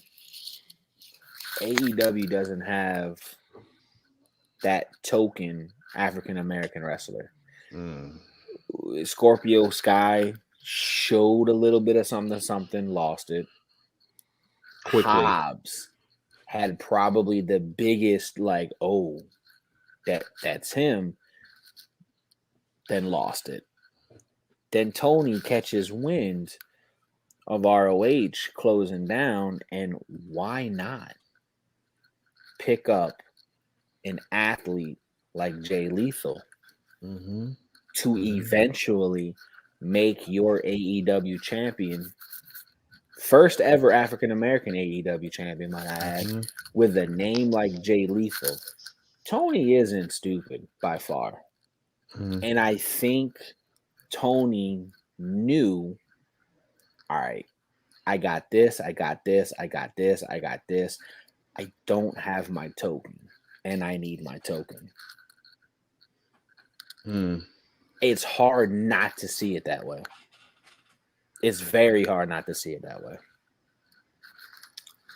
Do you agree? That's only I guess call me naive. I just saw it as Jay Lethal. ROH cut a lot of talent. Jay Lethal was one of the people on the list. But why was it just Jay Lethal? For now. Why couldn't it be Shane Taylor? But Tony no had offense to Shane Taylor, Jay Lethal, is to a bigger the casual name audience, yeah. Okay. People, Jay Lethal, like what was the first thing kids said? The Ric Flair promo, the Black Machismo with Kevin Nash and TNA back in the day. I mean, he came out with the Macho Man remix music, And to answer Corey's question, I don't know. Character appeal. Check what tunnel he came out on. That'll let you know if he's a face or heel. Usually if they come out on that left tunnel, they're heels, I think. Oh. Like when Adam Cole debuted, he came out the left tunnel. That's how you know it's gonna be some fuckery. Oh, the right tunnel. The right tunnels are baby faces. I noticed that. You really be paying attention to detail, don't you? Same thing with endings for Danny Bryan's matches. Yeah, he always come out, like Daniel Bryan. He come out the right, like right up on the screen. Yep. So with the whole thing with Jay Lethal has had a trouble past as well. If I'm not mistaken, I think the Me Too movement once came after him. So I've seen, I don't know if this is the right platform to speak on it, but I've seen like Janelle and some other people make mention of Jay Lethal. Yes, because they mentioned him today. Like I had him up here like Jay Lethal, that's my boy. Like, like what's going on with him? So I really don't know. So apparently, I don't know either. Yeah, apparently he has some issues in backstage. Even his penis kind of came into the conversation of him abusing his power, using his stature to get women to sleep with him. Now, this was something that was going on for some months. I guess I must have missed that one. But it went quiet. I never. Okay. Yeah, but it went quiet because, as a matter of fact, we did a podcast on that. We did the podcast on that about I think this was a year and a half ago, I believe. I think it was on one of our episodes, I believe, and we were doing a story about that, and it went quiet. Like no one didn't talk about that anymore. So yeah, because in terms of the Me Too stuff, I mean, we heard Velveteen Dream, Matt Riddle. I mean, everybody's name came up. Joey Ryan. Yeah, but the thing about it is that if you are a big name, you can get away with a lot of shit. I mean, look at Ric Flair. Yeah, Ric Flair, was playing with little kid booty holes and shit, but yeah, he still is the the woo, the man. Velveteen Dream. He had a lot of shit. He had a lot of shit going against him. Number one, you're black. Number two, you're gifted. Number three, you were in a bad situation, wrong place at the wrong time, and unfortunately, it snowballed, and he's excommunicated. Yeah. He will never be the same, even if he does come back. Brady Jericho didn't win. Yeah, even if he does decide to come back to the wrestling scene, he will never be the same ever again. Because we've been known as you got that kind of stigma on you, like all those guys that got excommunicated, like Joey Ryan. Did he come back? The lollipop guy. He did that, and the penis flip thing. Yeah. Like he was up there. What about like Marty Scurll? Like all these names, I remember. Marty Scurll popped up. Yeah, okay. He popped up. I believe it was. I think he was on the indie circuit. It wasn't an Impact. Okay, I remember all these guys getting like canceled or whatever. But I really miss Jay Lethal. Jay Lethal. That's why Janelle had, she had a lot to say about. I think she even said his government name. Yeah, I was shocked when she said that. I was like, what did he do? That's the one thing. Like you will know and love about Janelle. Like if she don't like you, she will use your government name. Oh yeah, I love because I did the same thing. I love that. I'm just like at first, like she was, because we for the longest. We was talking about Bill Goldberg on the episode, and she was like William. I had to look. I was like, who the fuck is William Janelle? I'm like, who is that? It was awesome. And like apparently she don't really care for Goldberg, but yeah, I don't think she has much love for Jay Lethal. But like his past is very questionable. Yeah, give a nice shine. Questionable. Now about the Ring of Honor situation, because we also talked about that on here when Janelle was on here as well. Who is responsible for the downfall of Ring of Honor? And this is what me and Janelle was talking about. So there's some type of power play that's going on in Ring of Honor that none of us really been talking about and even speculating, because number one, you had Cody Rhodes, you had Kenny Omega, you had the Young Bucks, you had Paige, you had the major players in Ring of Honor did a pay-per-view, and then the next thing we know, a year later, AEW. So they play a big role for Ring of Honor's downfall. Now, so they pretty much use ROH's amenities, exactly. To do a trial use them run. As a platform, yeah. And, it worked. Obviously, like, it worked. Let's do this over here now. And you know what? And you know what, Ziggy? Yeah. They're not even fucking done, because guess what? They put the nail in the coffin by signing Jay Lethal. And signing, yeah. And Jay Lethal said, "My new home." He made it clear on Twitter. He made it very clear. Yeah, he made it very, very clear. Now, is this an asshole move? Not necessarily, because at the end of the day, this is business. He's thinking for himself. He's got to do what he's got to do. What Jay Lethal's going to do, not only just for himself, but also for his career. I don't know if he has a family, but I mean, he's got to do what's best for him and his family if he's got one, or really just for him. Like you can't be on top and then be on hiatus and think that you're going to be okay. No, I think everybody's still going to be just sitting at home, like, all right, whenever y'all ready, let us know. Right, but you know what though? Like we did not see this coming though. Like, he was making money in the dirt sheets. Like no one's seen this coming. Jay Lethal was making money moves because he wanted to make sure that money was maintained, was flowing, so that way he's not sitting at home, and that also he's still relevant.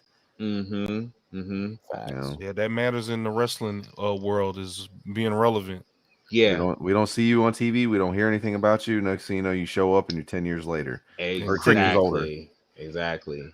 But the thing about it is between CM Punk and Jay Lethal, CM Punk stayed relevant because of the fans. Jay Lethal stayed relevant because of his name.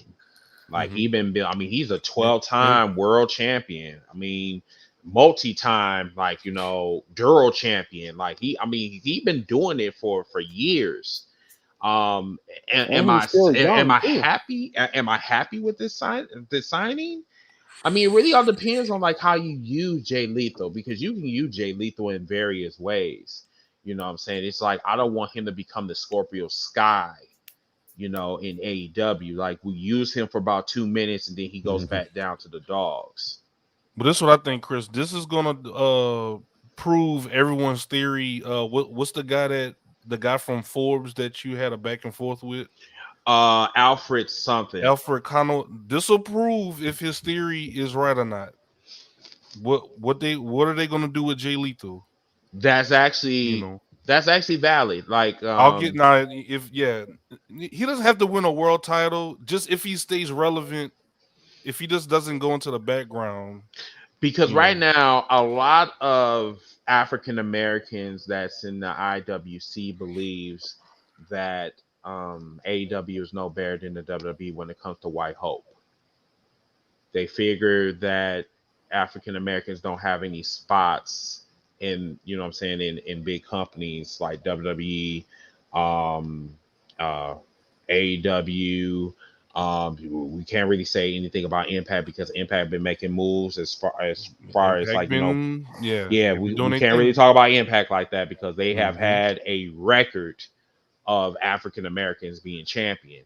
But right now, having a big signing like Jay Lethal, I have to agree with Ziggy on this one. This is going to really put AEW on the spotlight when it comes to African American champions. Yeah, because people could say, well, Scorpio Sky, he's not really like, who is he? Like, okay, you got Jay Lethal. So what you gonna do with Jay Lethal?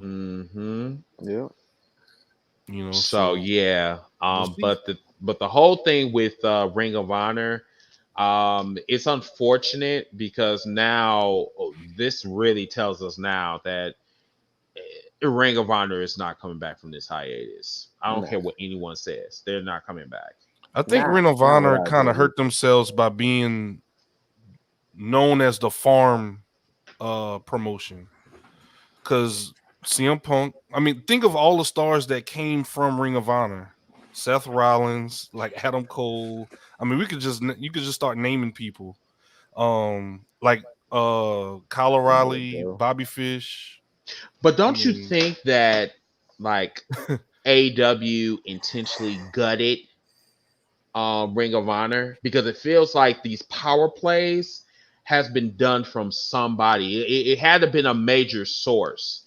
And I don't think it was the wrestlers. It was someone else that was in the back that had been pulling their strings. I think the bigger question too, I guess the ROH thing is, why couldn't ROH, they clearly could find talent because we name all the people that came from ROH. Why weren't they bigger than what they were? They had Adam Cole, they had all, they had all these names, but they always left to go to TNA. They always left to go to WWE. They always left to go to New Japan. So why was ROH always seen as a stepping stone and not like, why couldn't, even AJ, I think, came from ROH. He did. He had time in ROH. He did. Why didn't those guys stay in ROH? Yeah, because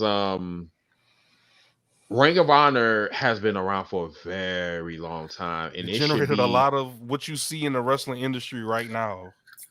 Came from ROH. Came from ROH. The ROH tree. But it just seems like you said, that Ring of Honor has been known as the stepping stone, the platform for a wrestler to go somewhere else. And they have been bigger stars going to the WWE, going to AEW, going to Impact. It's just like it's been an ongoing thing. And really, we haven't really probed Ring of Honor until they really got into financial issues. Mm-hmm. And now we're seeing it even more.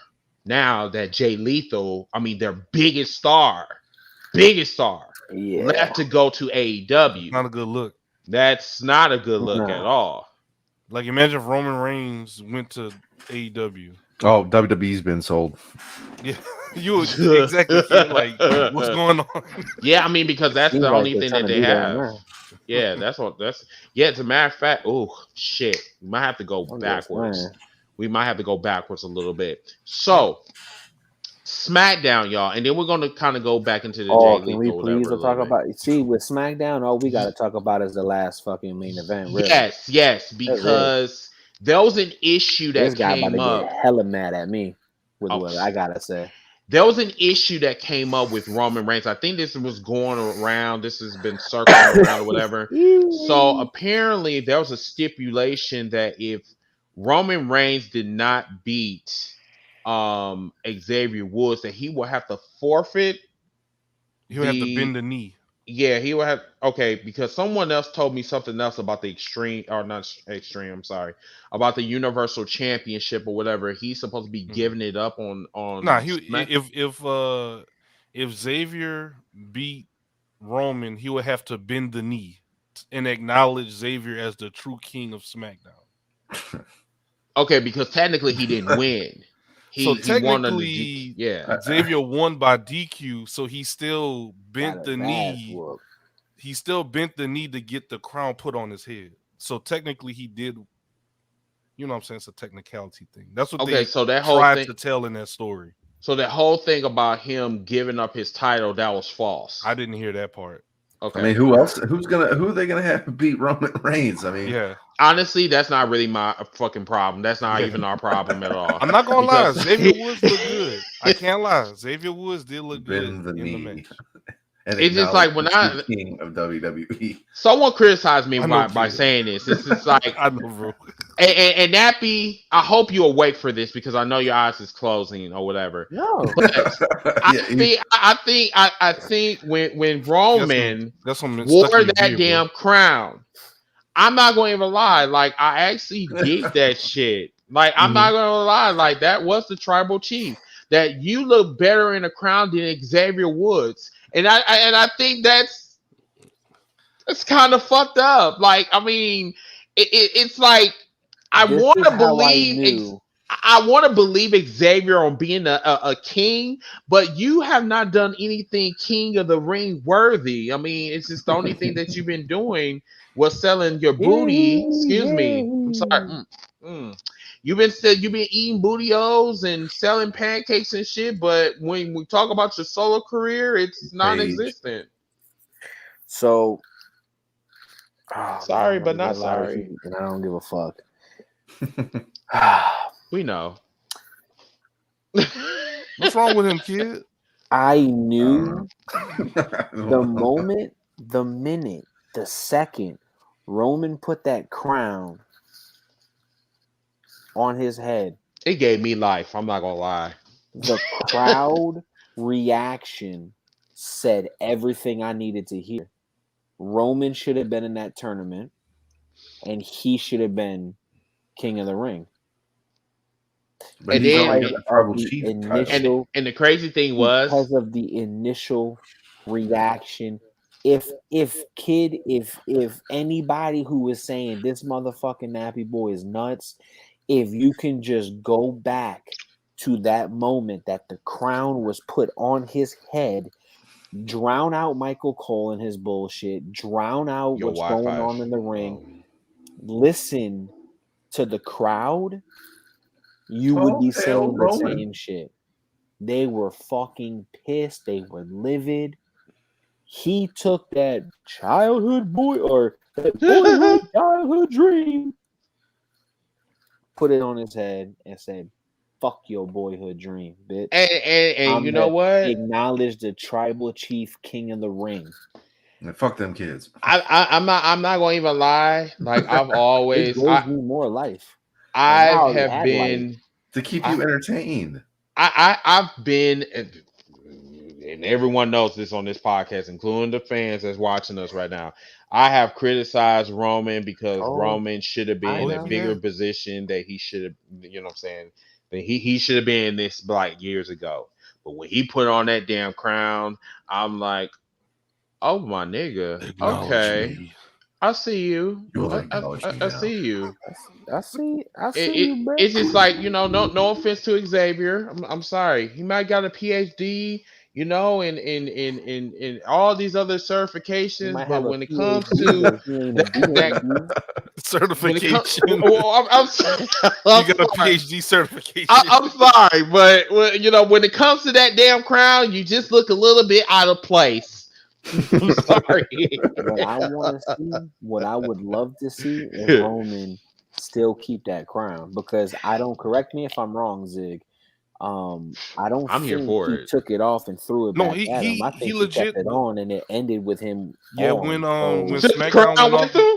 When SmackDown went off air, he still had it on, and then they had like fan videos showing him like interacting with the fans while he was still walking up the ramp. Xavier better not have that crown next Friday. That's all I'm saying. Like, keep this story going. Yeah, they need to keep it going, because I ain't gonna lie, that was so disrespectful, dude. Him open up SmackDown with the fucking crown on his head.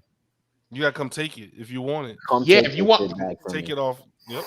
Come take it off. But see, that's why is that one segment out of 5 hours of wrestling? You got that one segment that was good. You want to know why? What you got? Paul Heyman is involved in everything Bloodline right now. Oh yeah, he is. That one man. If they don't want to give it to Triple H, give it to Paul Heyman, bro. And you know what, bro? They're not going to do that. They're not, because the reason why they're not going to do it, it finally dawned on me. All these fucking years of bitching, because they're better than what Vince can do. Triple H Vince knows it. SmackDown in one night. In one night with the Adam Cole thing, I remember that. Paul Heyman changes a weekly bullshit of wrestling with one segment, just like Zig said. Absolute with one fucking segment. But you know why, Nappy? Exactly. Those two. Guess what those two do that Vince don't like? They say no and they talk back. There you go. They're not an ass kisser. They're not a brown noser. Triple H is one of the few that he's not gonna. What he's gonna do? Fire Triple H? He probably will. Fire Triple. I mean, he probably would, but it's his son-in-law. He can't. Yeah. He's family. I mean, it really doesn't matter, because like is making him too much. I mean, he's fired Shane. He ran Shane off. No, Shane left. Shane said, "I'm done with this." I'm done. Like, man, fuck this shit. This shit looks like the Burger King crown. I came back now. I'm gone again. I need you in moderation. That crown actually looks like a fucking crown, not the Burger King. That shit look like I've seen Burger King crown. No. Do not mix that damn crackhead that had that shit last year. This actually looks like a fucking worthy king. You talking about Baron Corbin? Yes, that was a crackhead. Yes. Happy Corbin. Yes. Happy Corbin. Happy crackhead Corbin. This shit look like it was spray painted cardboard. Hey, they're setting up Happy Corbin. I'm telling you, when Goofy and Mickey Mouse take over, I'm telling you. Tell me a joke. Oh, boy. You're gonna acknowledge me. Look, Roman's gonna come out talking about acknowledging me, and Mickey Mouse is gonna come out. So, you want everyone to acknowledge you? Acknowledge me, bitch. You're fired. Acknowledge these nuts. Oh, boy. Gorge. I'm the true king. You're some horse. I'm the GM of SmackDown. With my first order.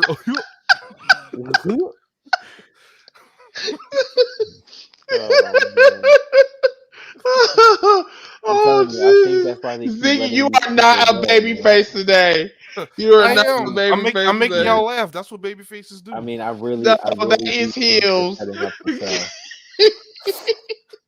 Oh, shout out to Bronson Reed. That is funny. In New Japan, shout out to him. He shouldn't have gotten fired either. He should have never got fired. So shout out to Bronson. I want to give a shout out to Keith Lee. because he's just he's just going through the fields right now. Oh But yeah, I can almost guarantee no matter where he fucking lands, it's gonna be epic. He's gonna strive. You saw what you see what some of these reports are coming out about Keith Lee, right? I'm like, come on now, Keith Lee. I don't Like believe it, dude. Keith Lee is a big teddy bear, bro. Like he was hard to work who with. Who said that Keith Lee was hard? Who, like, have you ever heard anything about Keith Lee having an attitude or anything? No, I didn't hear. I didn't hear about none of this shit until he got fired. Did you guys see his little segment on the network? Like, yeah, I forgot. I don't know if it was called. Yeah, I remember when he was talking with Vince in the back. I remember that. Man, like him hard to work with. The fuck out of here. Like, fucking I mean, clickbait. Now, when Ziggy said that he's like a cuddly teddy bear, we're not saying that he's soft. Like he's like a bear cat. He's a nice guy. That's what he's a nice guy, right? You know what I'm saying? Yeah. Cuddly like a he's bear a nice cat. guy. Cuddly, yes. I ain't say cuddly. I say he's a big teddy bear. Bear cat. Hey, I ain't gonna lie. Keith Lee was one of my favorite wrestlers in WWE, so I was kind of bummed when they was fucking over him. They fucked him over, like no lie, like they literally screwed him over. That was the definition of changing something that don't need to be changed. Exactly, yeah, because like Keith Lee had the total package. Like, remember when him and Roman Reigns went at it at Survivor Series? That's like what I'm talking about. Yeah, like you don't need to change that shit that's for what? Was so like you build that man. Triple H was like, here you go. He's a the only double champion NXT history. Here you go. Mm-hmm. And yet they screwed him over like 9 months later. Like, doesn't make any sense to me. It just don't. Pieces of shit.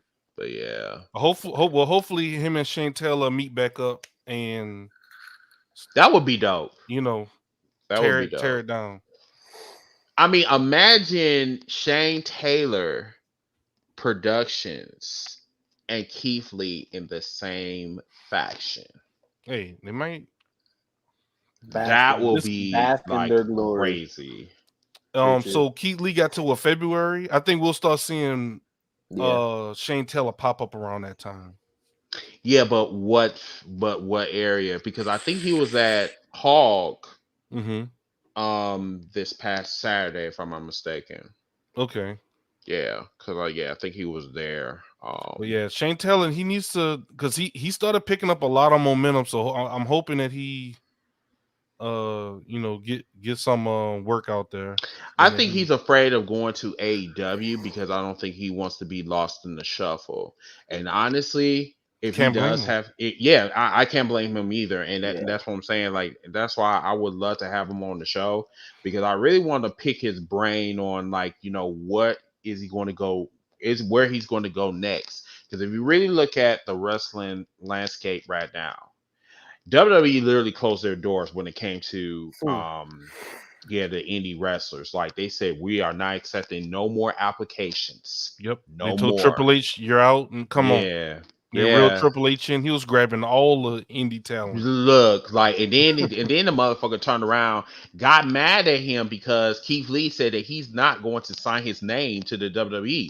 That's his real fucking name, dude. Oh, he was hard to work with. He wouldn't let us take his name. Yeah, like that type of shit. That's some dude. That's like some borderline racist ass shit. Like, so you gonna tell me that you want me to sign my life over to you because you want to control me and you want to control everything that I've worked hard for. And the WWE just do not understand. Sometimes, like, you can't do that to somebody's life like that, dude. Oh, and also you're not an employee. Yeah. Yeah. And when we cut you, you still have to wait 90 days till you can find work. That type of shit. Yeah. And then Daniel Bryan even said this on the podcast. He said that that wrestlers should give WWE a 90-day notice. They should start doing that. A notice is different than you getting cut. You said WWE should give them a notice? No, wrestlers should give WWE a notice. If they're leaving, they should give them at least a 90-day notice. That's stupid. Y'all don't agree with that? I'm indifferent on that. I would say it depends on the wrestler. Yeah. If they in catering, what good does it make? You're not in any storylines anyway. Facts. If it's somebody that's in the storyline, I get it's good business practice, but I don't know. I'm indifferent on it. Okay. Not good or bad. All right. Somebody All of right. his stature, I guess he probably would, because he's somebody that's always in the mix. Shout out to Tyler Glee. As a matter of fact, Ziggy, you might be interested in this cat right here. He's also from Twitch, and he is What's up, a Tyler? heavy gamer. Yeah, heavy gamer. All right. What's He good, got Tyler? I think he got about 250 followers Okay. on Put some Twitch or respect on that whatever. boy name. 250. I see you. Matter of fact, Tyler, if you could, can you put your information down on the Yeah, screen? put Yeah. yourself over. Put yourself over, please. Do it. Yeah, do it. So we're going into our final thought right now. So this is basically, some before we leave. I'll let you guys know. I'm eventually going to be leaving Spectrum, the cable company that I've worked for about 12 years or so. I've been actively looking for other jobs. I just recently had an interview with, it's a government job. It's for traffic management operator. So anytime Amber Alerts come out or anything that happens with, civil liberties or anything that's going on with traffic jams or whatever, they control all of that. I went in for the first interview, which was Friday. They called me back that same day and they wanted me to come back for a second interview this Wednesday. So right now I'm hoping that I get the offer, and once I get the offer, 2 weeks. Yeah. So but yeah, other than that, like everything's been going straight with me. 2022.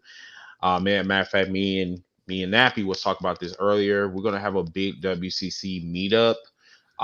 Matter of fact, we got an Airbnb house that is already in play. I think it holds about what 10 people. 12. I believe Nappy 12. Yeah, 12. So we're planning that. We got a lot of shit planned for 2022. The first meetup that we did was like about a couple weeks ago. Changed my life. Not gonna lie. Like meeting people in person from Facebook will change your fucking life, dude. Especially people that you are really, really cool with. But my goal is to meet y'all. That's my goal. I know we're a little far out from 2022. But what I want to do starting in 2022, I actually want to start reaching out a hell of a lot more. Mm-hmm. So like me and Zig live in the same state, and you would think like I'm like why y'all haven't times. Yeah. It's just he's got, I'm sure he's got a busy schedule. I got my schedule. It as far as work is a little lenient, but with like 2 kids, and I know it sounds like I'm making excuses, and this is what I need to try to stop doing in 2022. I need to try to start making time. You know what I'm saying? Like, yeah, I got 2 kids, but I could make time to go take a quick trip to, Baton Rouge, which is 45 minutes from me. Go meet up with my boy, lunch, whatever, hang out, fucking, that's what I definitely really want to do starting in 2022, really starting now. So I already have a head start in 2022. Because life is too damn short. The last thing I want to do is have y'all say, damn, we should have met up with Nappy Boy, or me saying, damn, I should have met up with some that's something I definitely want to do. But man, as far as like me and what I'm going on with it, life is awesome, man. My 3rd child's on its way. I'm finally having a boy. It's just like, yes, hoping big things pop off in 2022. And then, like Chris said, definitely just want to start, embracing the people around me. Too much negativity going on, too much craziness, you know what I'm saying? So I got a small circle and I love it like that, and so I need to definitely start like making time for my circle. So you know what I'm saying? But yeah. Kid, what you got going on? Another bowl of chili. Right, because like I can tell your ass got the itis, bro. Like you been sitting there like not at midnight. No, not midnight my time. Shit, I eat a bowl of chili at midnight, boy. I'm about to go give me some dirty rice before I'm about to go downstairs and go pick at something. I had to take some Alka-Seltzer because that thing just. Whew. Yeah, you're gonna be in the back. Yeah, bro, you're gonna be in the bathroom for a couple of times. Yeah. Oh, been there, done that already. Be like 1, 2 in the morning, fucking passing gas. Yeah, that's not. That's definitely moist. Yeah. As far from what I mentioned last week, that I will be at the WrestleCade 3-day convention. It's the Black Friday, of course, after Thanksgiving, Friday, Saturday, Sunday. The access pass that I got for pretty much all the shows ended up getting the last room at the hotel next to the convention. So I'm hoping I'm going to be able to meet a lot of people, especially with Janelle. I actually get to meet her. Looking forward to that. I'm really looking forward to it. She is really, really cool in person. I'm dead ass. Yeah, I really cannot wait to meet her and all the connections and networking that I'm hoping that we'd be able to do. Also, I'm going to try to promote our podcast as well. I'm going to bring #Heels for Life shirt and also get us out there and try to, hey, come and watch us, follow us. Sure. Survivor Series with it being next weekend, it is what it is. It's not full gear or anything, and I'm still not acknowledging him as tribal chief or nothing. I mean, wearing that cardboard crown. Disrespectful. Yeah, whatever.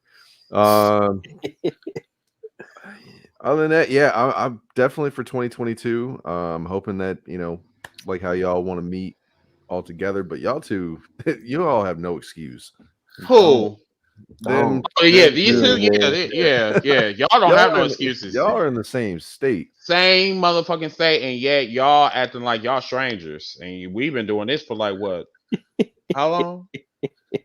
We ain't strangers. We just I've been on a little over a year.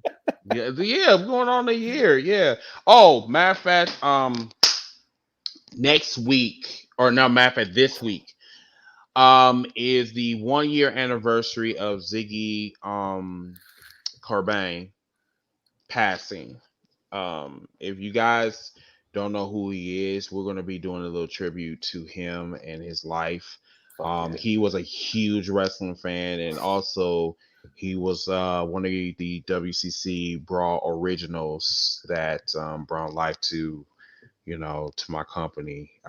I miss him so much. Like, I still got my screen. Like, matter of fact, I still got it on. Matter of fact, I'll share it with you guys. Yeah, like my screen. I miss him so damn much. Like, this is him right here. Man, it has not gotten easier. It's no. I will say that his death will always have an impact on me. It's just me getting together with the fam, you know what I'm saying, this last month. I think it really gave me something to really live for, because like now I know that my family is, we're officially here. And Ziggy will always be in our spirits, you know what I'm saying? It's just really hard because we've been planning this for a while about meeting up, and that's why I'm very eager to meet with you guys. Now that I'm flying again, that's why I don't want to wait another year to say, or we'll meet up. You know what I'm saying? No, I want to do this now. You don't know what's going to happen in a year. Exactly. That's how I feel. Facts. Ziggy, you've been quiet. Oh no, I'm just letting everybody talk, especially I when know. these powerful, people pouring their hearts out.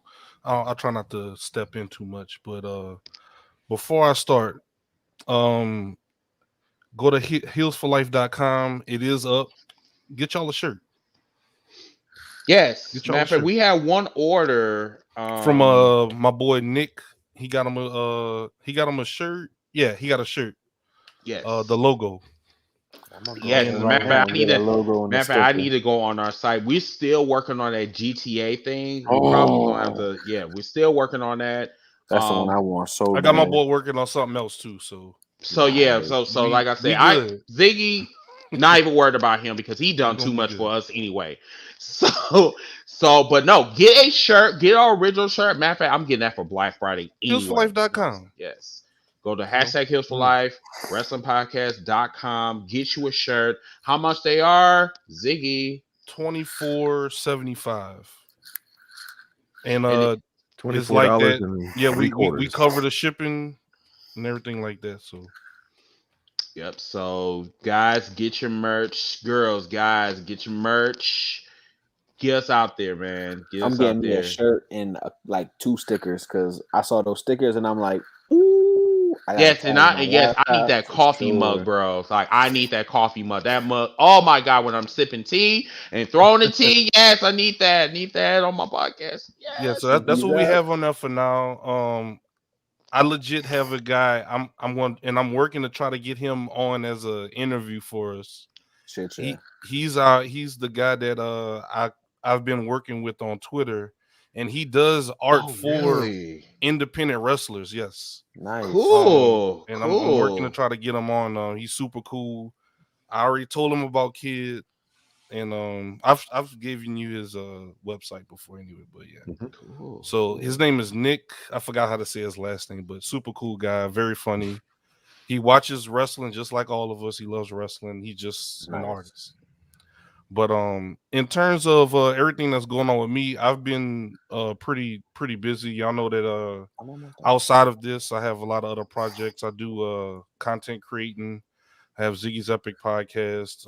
We have about 5 interviews lined up with different content creators. We have some Facebook gaming partners, a few other guys on Twitch that we're going to be interviewing. And I also was was invited to join a group called Real Ones Gaming. It's a team of gamers, and it's like a network of Black creators, pretty much.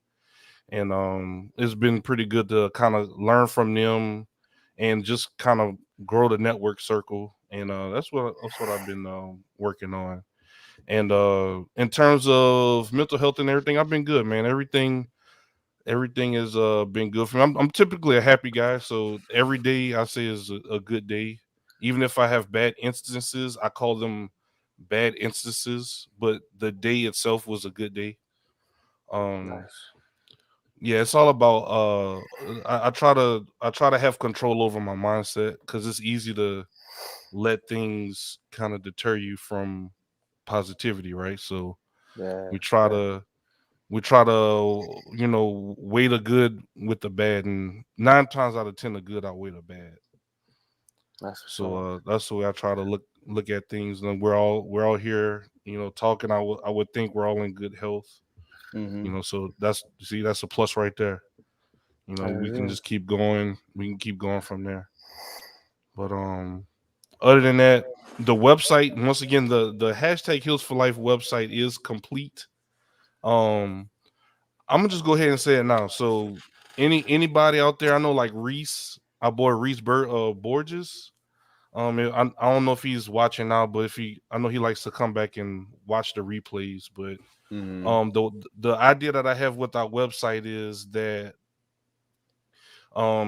because Facebook and YouTube and all these other platforms, they filter, they silence, they ban, they do all these different things. So we have a website, we have our own pretty much platform where, we could kind of say what we want. And I would like, if anybody in the hashtag, Heal Nation, if they want to write an article or if they want to put their thoughts on the web and get it out there, then there's a space for you guys to write posts and get that out there. So that's my idea of the website. I paid for the new subscription for the podcast, so you'll start seeing it again on all podcast platforms. I know it's been off of all podcast platforms for a few months, but we renewed the subscription, and that'll be, as of this episode, it'll be on all podcasting formats. So I apologize to all of our listeners that don't get a chance to watch us live, but look forward to us on replay. So that'll be back starting tomorrow. All right, cool. But other than that, that's about it. All right, y'all. It's 11:18, so we're gonna wrap up. We'll be back for episode 166 next week, 9 o'clock Central, 10 o'clock Eastern. Until that time, I'm your host, Mr. Team Briggett. Nappy Boy. And Kid USA. Ziggy the Beast. We'll see you guys next Sunday for Survivor Series. Hell yeah. It's going to be a good show. Bye, guys. See ya.